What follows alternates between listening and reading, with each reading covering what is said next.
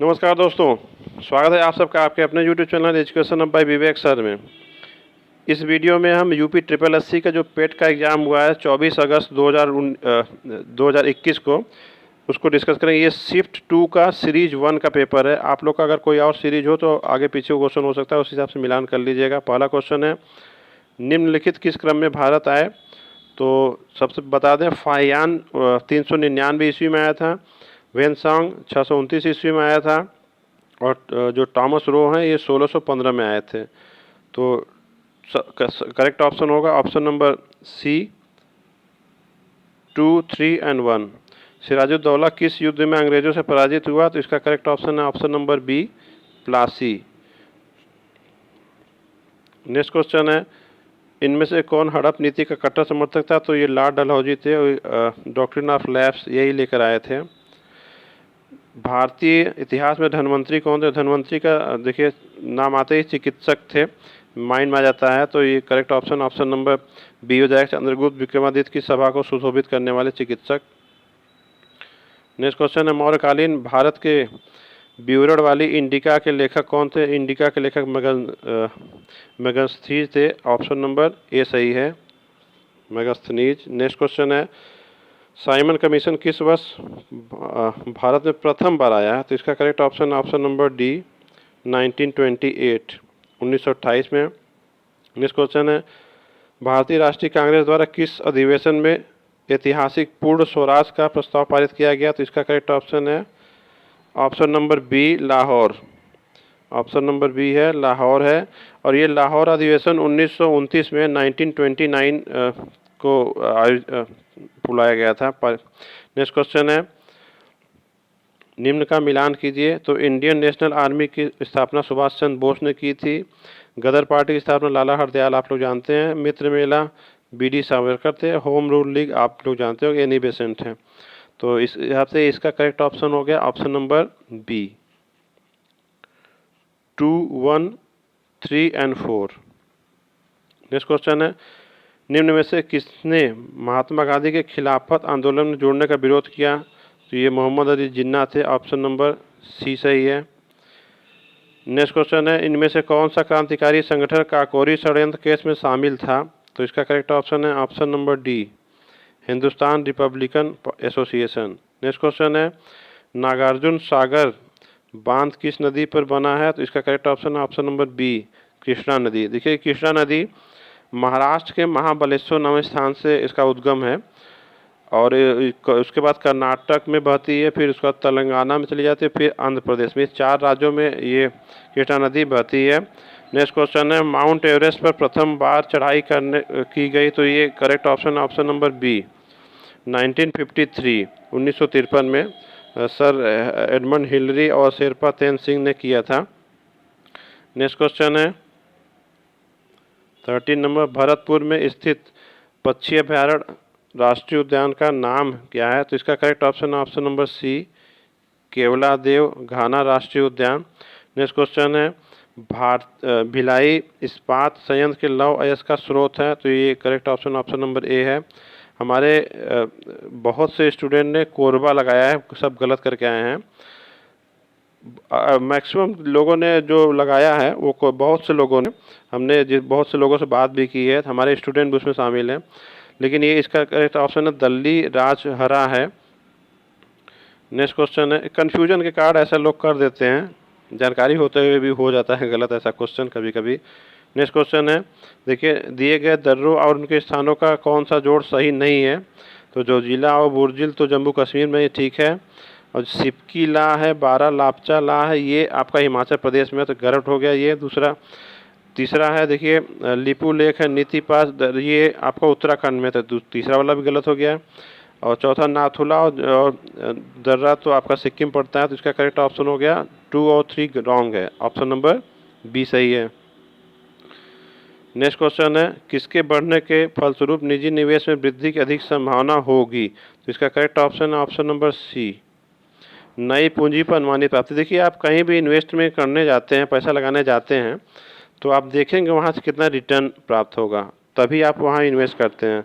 बहुत से लोगों ने शेयरों की कीमत लगाया है, ये सोच कर शेयर की कीमत बढ़ेगी तो इन्वेस्टमेंट बढ़ेगा, लेकिन वहाँ आप देखिए मार्केट एक्सपेक्टेशन भी देखा जाता है। अगर मार्केट एक्सपेक्ट कर रहा है कि अभी और बढ़ेगा तो इन्वेस्ट किया जाएगा। अगर ये सोचते हैं लोग कि इन्वेस्टमेंट अब नहीं होगा, कम ही होगा, तो वो इन्वेस्ट नहीं करेंगे। अब ये सोचते हैं कि डाउन जाएगा अगर शेयर की कीमत, तो इन्वेस्ट नहीं करेंगे। इसलिए correct option option number C ही होगा।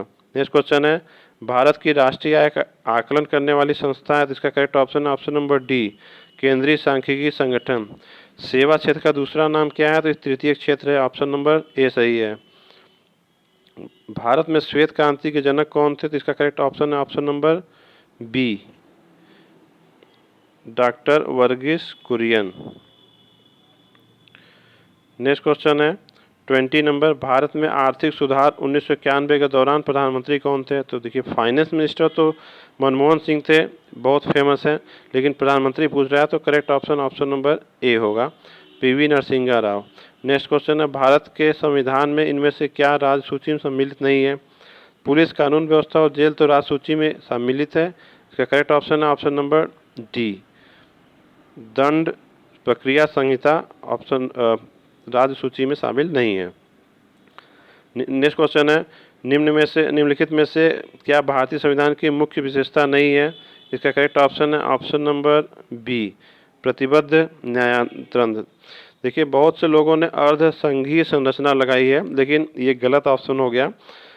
अर्ध संघीय संरचना भारत में है, फेडरल स्ट्रक्चर जो कहेंगे जो पूर्ण रूप से है वो अमेरिका में है, लेकिन यहाँ पे इंडिया में अर्ध संघीय संरचना है।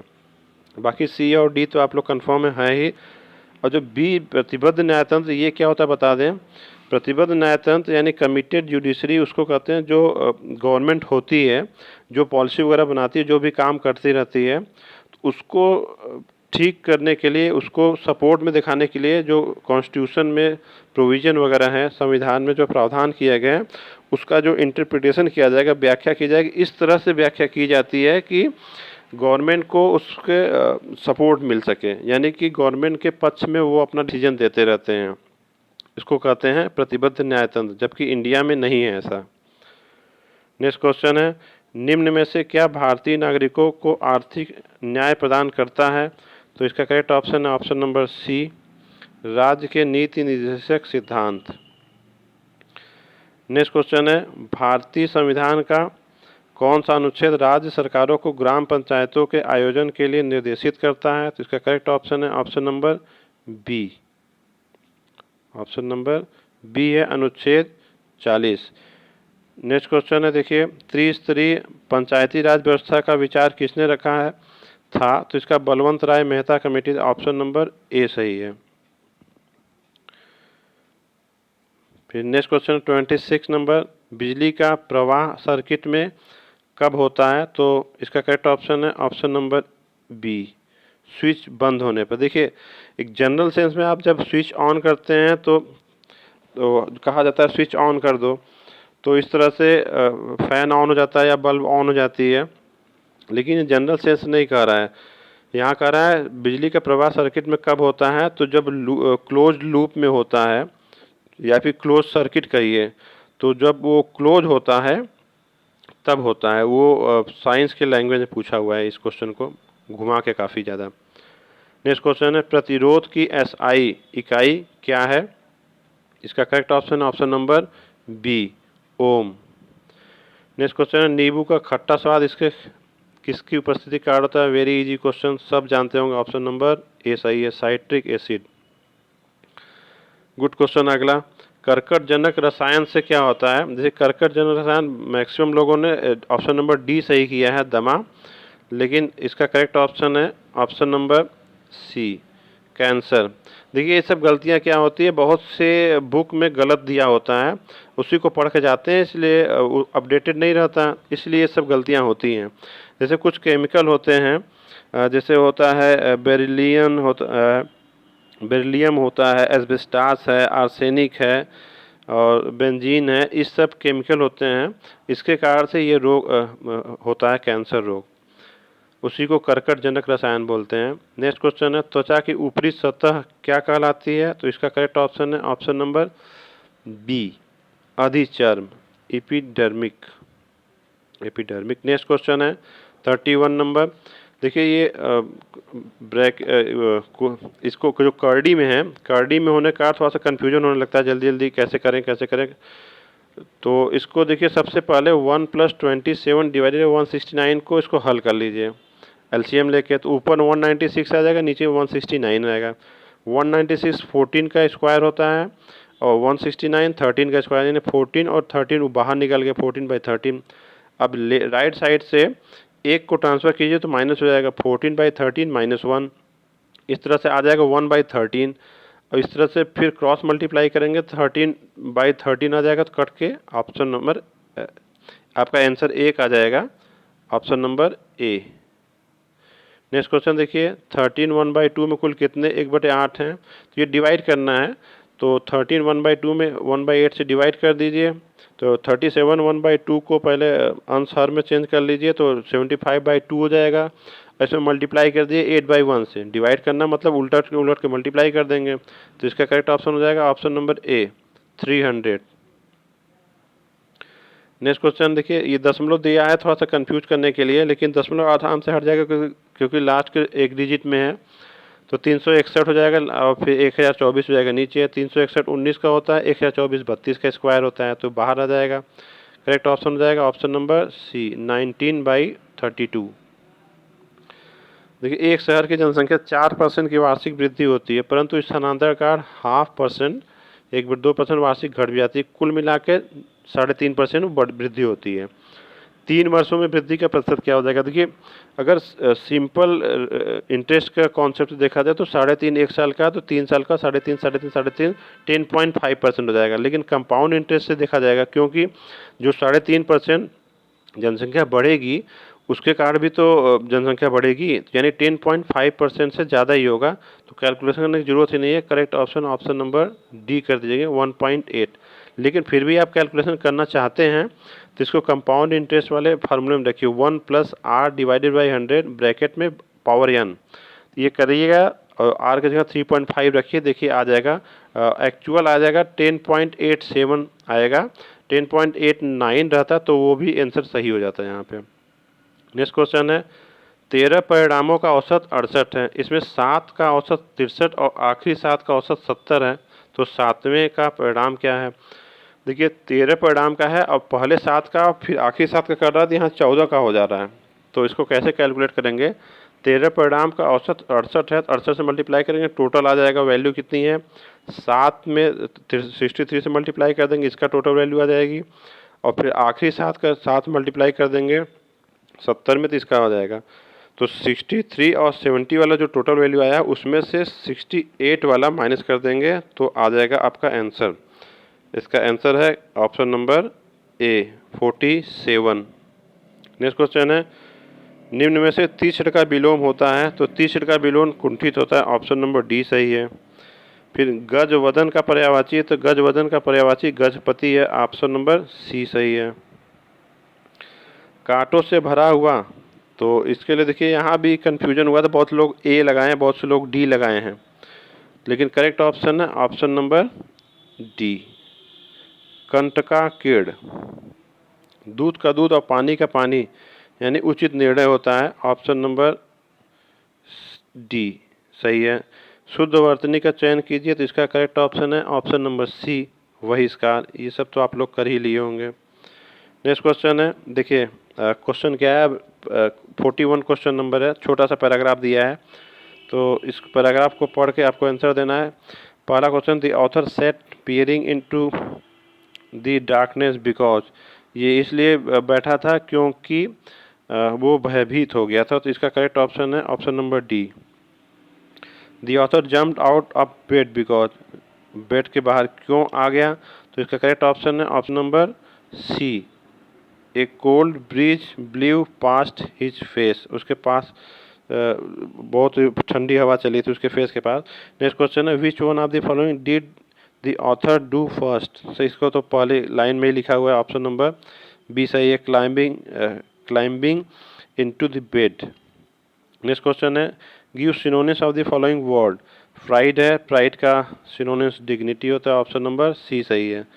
नेक्स्ट क्वेश्चन देखिए, give antonyms of the following word. Keen, keen का एंटोनिम्स पूछ रहा है। देखिए यहाँ पे थोड़ा सा दिक्कत हुई है कि कीन माने इच्छुक होता है और अनिच्छुक होगा उसका विलोम एंटोनिम।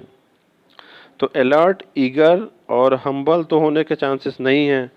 बाकी डल बचा तो ऑप्शन नंबर ए ही सही होगा। हालांकि सही से तो ऑप्शन रिलक्टेंट या एपेथेटिक होना चाहिए था। लेकिन डल देखिए ऐसा कुछ होता है, कोई नहीं करना चाहता तो उसका बिहेवियर कहते हैं बहुत डल बिहेवियर उस काम के प्रति। तो इस सेंस में ले सकते हैं कि हाँ, कीन का विलोम एंटोनिम डल ही होगा। नेक्स्ट क्वेश्चन है 46 नंबर, दिए गए विकल्पों में से संबंधित शब्द का चयन कीजिए। तो कुत्ता से रेबीज होता है, तो मच्छर से मलेरिया होता है, आप सब जानते हैं। ऑप्शन नंबर सी सही है, मलेरिया। उस शब्द का चयन कीजिए जो समूह के बाकी शब्दों से मेल नहीं खाता है। तो इसका करेक्ट ऑप्शन है ऑप्शन नंबर बी, सूरवीर। नेक्स्ट क्वेश्चन है, देखिए कूट भाषा दिया है, कंप्यूटर ऑन का है और फिर इसको एडवांटेजेस का करना है। देखिए इसका क्या ट्रिक है, COMP लिखा है, इसको उलट दिया है, PMOC कर दिया। इसी तरह से लास्ट का 4 जो लेटर है RONE को उलट दिया है, ENOR किया, और जो बीच का UT बच रहा है उसको TU कर दिया। इस तरह से एडवांटेजेस को भी करेंगे तो इसका करेक्ट ऑप्शन हो जाएगा option number B. Next question है, एक आदमी ने एक महिला से कहा तुम्हारी माँ के पति की बहन मेरी बुआ है। तो उस महिला का संबंध पूछ रहा है, तो आदमी से क्या है, ऑप्शन नंबर डी सही है, बहन। नेक्स्ट क्वेश्चन है, यदि 18 फरवरी 2005 को शुक्रवार है तो 18 फरवरी 2007 को कौन सा दिन होगा। देखिए कोई भी ईयर एक एक ईयर बढ़ता है तो एक एक दिन बढ़ता जाता है। देखिए आप क्यों बढ़ता है ये जान लीजिए। 365 दिन होते हैं, आप 7 से डिवाइड करेंगे इसको ना तो 364 तक कट जाएगा, एक शेष रह जाता है, इसीलिए एक एक दिन हर साल बढ़ता है। तो यहाँ शुक्रवार है तो अगले 2006 में शनिवार होगा और 2007 में आपका रविवार हो जाएगा। करेक्ट ऑप्शन है ऑप्शन नंबर ए। नेक्स्ट क्वेश्चन है, भारत को उस प्रथम राष्ट्र का नाम क्या है जिसने अपने सभी निवासियों को स्वास्थ्य बीमा प्रदान किया है। देखिए यहाँ पे आपका करंट जीके शुरू हो गया, तो इसका करेक्ट ऑप्शन है option number C, Rajasthan. Next question है आपका, RBI ने 22 जुलाई 2021 से किस भुगतान तंत्र को नए कार्ड जारी करने पर प्रतिबंध लगा दिया है, क्योंकि इस जो रूल्स रेगुलेशन बने थे वो फॉलो नहीं कर रहा था ये नए वाले। तो नेक्स्ट ऑप्शन नंबर ए सही है, मास्टर कार्ड। नेक्स्ट क्वेश्चन है, योग के बारे में जागरूकता बढ़ाने के उद्देश्य से भारत में किए गए मोबाइल ऐप नमस्ते योग शुरू किया गया है। किसने शुरू किया है, तो इसका करेक्ट ऑप्शन है ऑप्शन नंबर सी, आयुष मंत्रालय। नेक्स्ट क्वेश्चन है, टोक्यो पैरालंपिक 2021 में किसको भारतीय दल के ध्वजवाहक के लिए नामित किया गया है। तो इसका करेक्ट ऑप्शन है option number B, Mariyappan Thangavelu. Next question है, 2021-22 के दूसरे क्वार्टर के लिए सुकन्या समृद्धि खाते की ब्याज दर क्या है। इसका करेक्ट ऑप्शन है ऑप्शन नंबर ए, 7.6%। ये गवर्नमेंट की बड़ी पॉलिसी खराब है, ब्याज दर घटाती जा रही है। नेक्स्ट क्वेश्चन है, भारतीय सेना ने कश्मीर में अपनी एक फायरिंग रेंज का नाम बॉलीवुड अभिनेत्री के नाम पर रखा है। इसका करेक्ट ऑप्शन है option number D, Vidya Balan. Next question है, वर्ष 2021 के लिए किस देश का पासपोर्ट विश्व में सबसे शक्तिशाली पासपोर्ट की श्रेणी में सबसे ऊपर है। तो इसका करेक्ट ऑप्शन है option number D, Japan. Next question है, ये सब करंट जी के क्वेश्चन है, तमिलनाडु विधानसभा 2021 का चुनाव किसने जीता है। तो DMK जीते हैं। करेक्ट ऑप्शन नंबर ए है, DMK। वैश्विक शांति सूचकांक 2021 में कौन सा देश शीर्ष पर रहा है, शांति सूचकांक की बात कर रहा है। इसका करेक्ट ऑप्शन है ऑप्शन नंबर सी, आइसलैंड। कौन सी राज्य सरकार ने मुख्यमंत्री दलित सशक्तिकरण योजना को लागू किया है। तो इसका करेक्ट ऑप्शन है ऑप्शन नंबर ए, तेलंगाना। निम्नलिखित में से किस देश को थंडर ड्रैगन की भूमि के नाम से जाना जाता है, तो ये भूटान है। ऑप्शन नंबर बी सही है। नेक्स्ट क्वेश्चन है, रियाद किस देश की राजधानी है? तो इसका करेक्ट ऑप्शन है ऑप्शन नंबर सी, सऊदी अरब।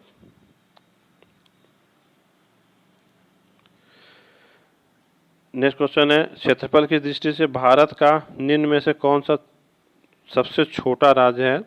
तो इसका करेक्ट ऑप्शन है option number B, Goa. Rajya Sabha में चुने जाने वाले सदस्यों का कार्यकाल कितने वर्ष का होता है? आप सब जानते होंगे। ऑप्शन नंबर सी सही है, 6 वर्ष का। लोकसभा में 5 वर्ष का होता है, लेकिन राज्यसभा में 6 वर्ष का। नेक्स्ट क्वेश्चन है, विश्व में संयुक्त राष्ट्र दिवस कब मनाया जाता है? ये 24 अक्टूबर है। ऑप्शन नंबर बी सही है। अंतर्राष्ट्रीय न्यायालय कहाँ स्थित है? तो ये दी है। ऑप्शन नंबर बी सही है।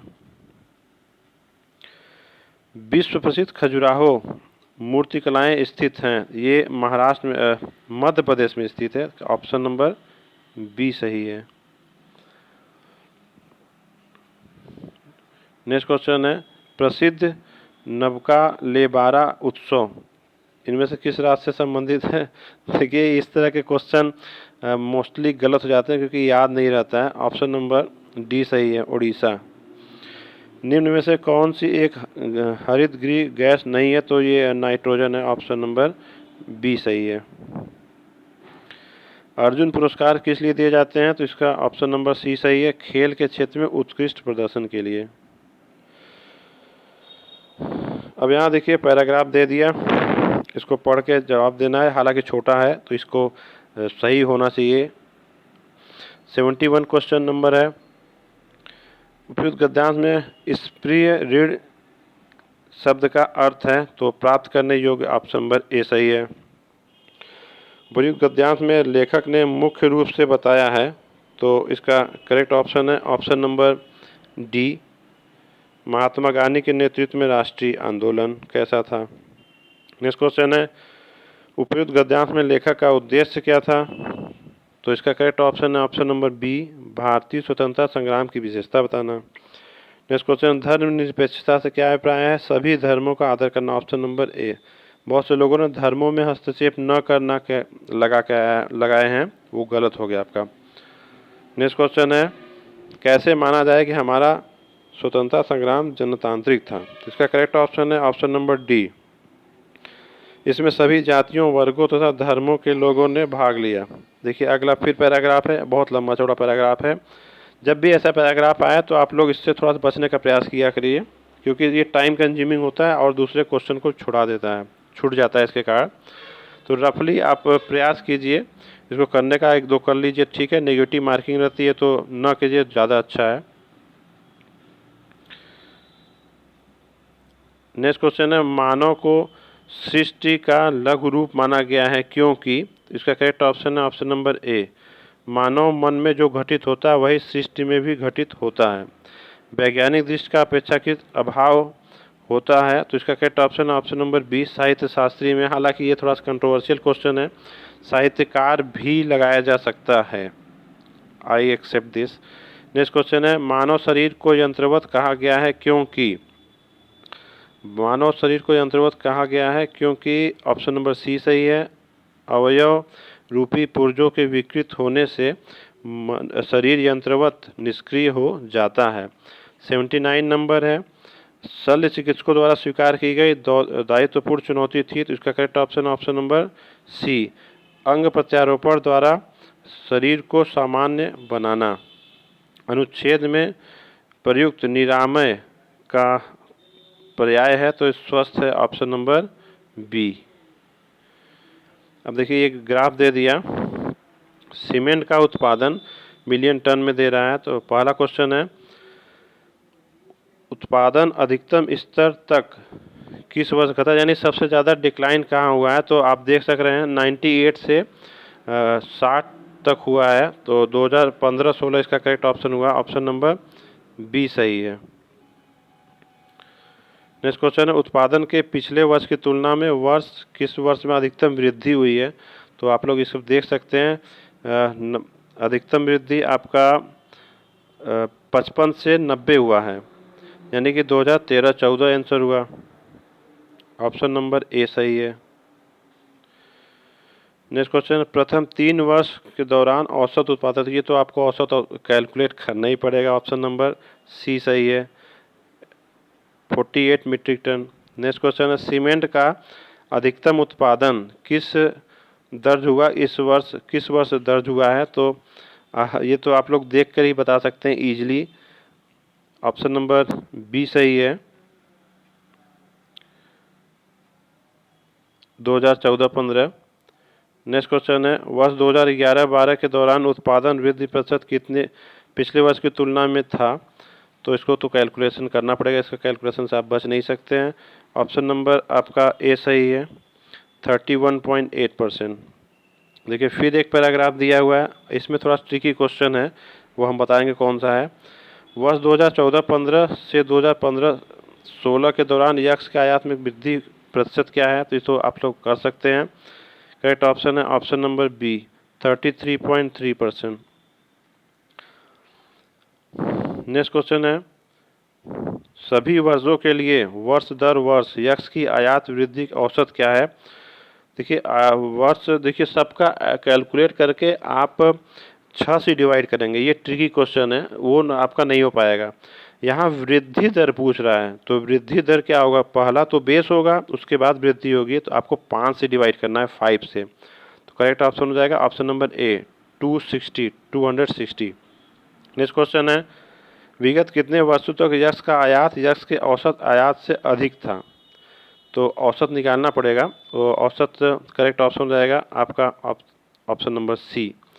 औसत आयात आप निकालेंगे तो औसत आयात से 2 वर्ष ज़्यादा था, 1300 और 1200, क्योंकि जो एवरेज आएगा 1216 समथिंग कुछ आएगा, मैंने कैलकुलेट किया था। नेक्स्ट क्वेश्चन है, यक्स के औसत आयात से अधिक आयात और यक्स के औसत आयात से कम आयात के वर्षों का अंतर। देखिए औसत आयात का अधिक का 2 साल आ गया, तो कम का 4 साल है, तो 4 में 2 माइनस करेंगे तो इसका भी आंसर करेक्ट 2 ही होगा। ऑप्शन नंबर बी सही है। हाँ ये बहुत अच्छा क्वेश्चन है, थोड़ा सा लैंग्वेज बहुत ज़्यादा फंसा दिया है। वर्ष 2018-19 के दौरान यक्स के आयात में प्रतिशत वृद्धि सभी वर्षों के यक्स के आयात के उसके औसत से कितने अधिक है? देखिए लैंग्वेज में फंसाया गया है या फिर लैंग्वेज ऐसा किया है, बहुत ज़्यादा कन्फ्यूजन हो गया है। देखो इसको पढ़ने का तरीका क्या है, आप लोग समझ लीजिए। द परसेंटेज इंक्रीज इतना पूरा हटा दीजिए। अगर सिर्फ परसेंटेज हटाएंगे, increase in import of x during 2018-19 करेंगे तब भी दिक्कत आएगी, और percentage increase in the import of x during 18-19 करेंगे तब भी दिक्कत आएगी।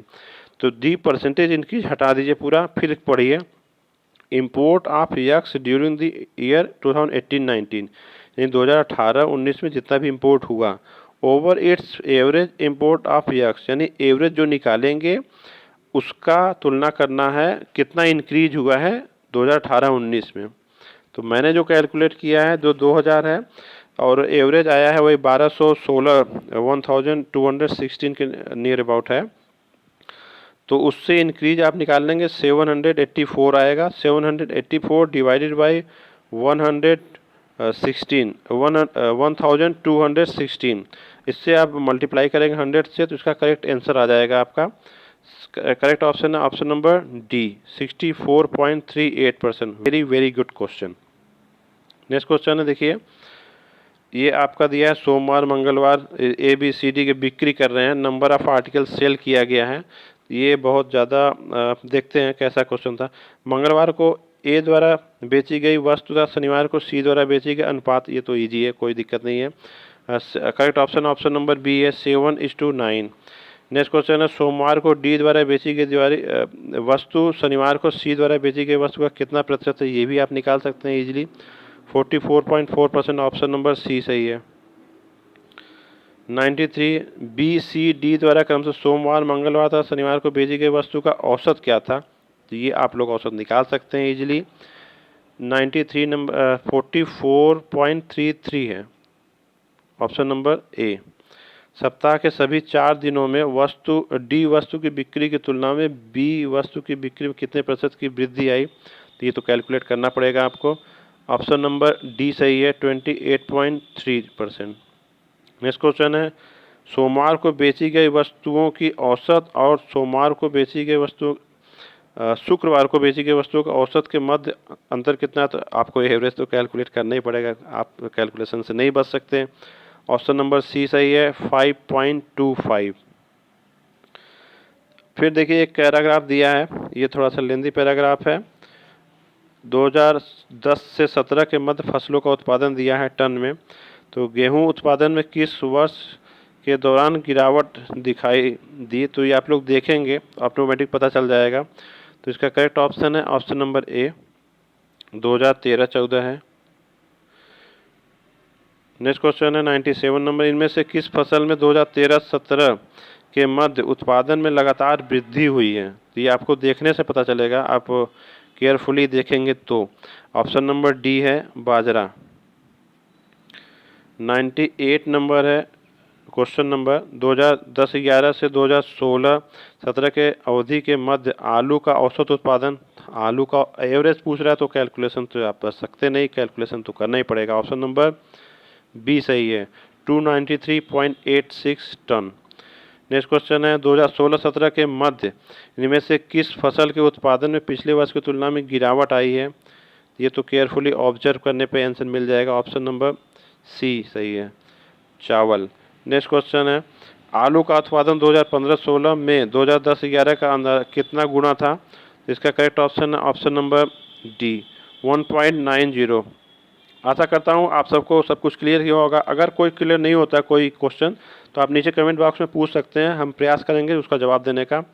और आप लोग प्लीज़, अब अगर मेरी ये मेहनत अच्छी लगी हो तो प्लीज़ लाइक शेयर और सब्सक्राइब जरूर कीजिएगा। Thanks for watching.